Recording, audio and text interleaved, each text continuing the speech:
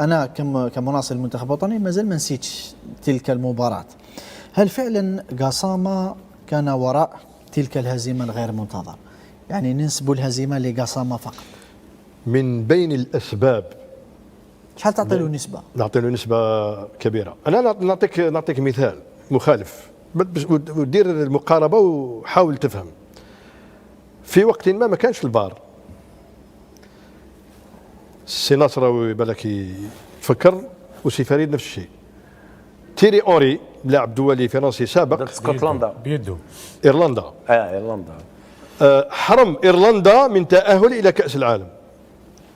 لمس باليد، سجل هدف بيده. هذاك الوقت لو كانت الفار فرنسا ما تشاركش في كأس العالم.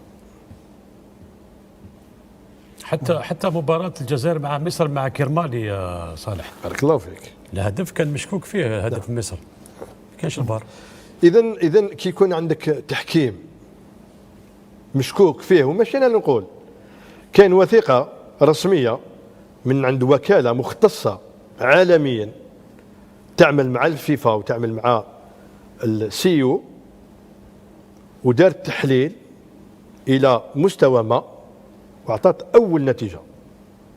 وانا نعطيك سكوب، انا ذاك طلبت هذه الوكاله من الاتحاد الجزائري لكرة القدم انها اذا اراد الاتحاد الجزائري يواصل البحث في هذا الموضوع يدفع ثمن.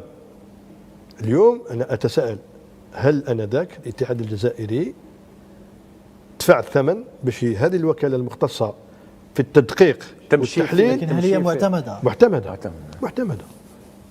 وعندي تقرير تاعها، واذا حبيت كاش نهار نديروا حصه خاصه بهذا الموضوع. يعطيك الصحه. خلينا دوك نمروا لانه الوقت اما الباقي نقول لك فيها عده اسباب. لا النسبه تاع قاسامه صالح من التحكيم قال لك اعطيني النسبه تاع قاسامه. لا شوف، التحكيم موش وحده.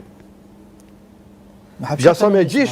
لا شوف نفهمك، ممكن يجي وقت في وقت ما بالك هذا، لان كاين امور ربي سبحانه هو اللي مطلع عليها، وبالك اشخاص بالك يجي وقت وين تخرج بعض الحقائق اللي انا ماهوش عندي وماهيش ملموسه لحد الان، بالك تخرج الى العلن. لان الحكم قاسامة ما جاش هذا ناض وحده الصباح قال اليوم نذبح الجزائر من الوريد الى الوريد. تحبس هنا. امر دبر بالليل، امر دبر بليل او اسمع بليل او بليالي. تألق ناصر اليوم كما قالك ناصر، امر دبر بليل او بليالي، المهم دبر.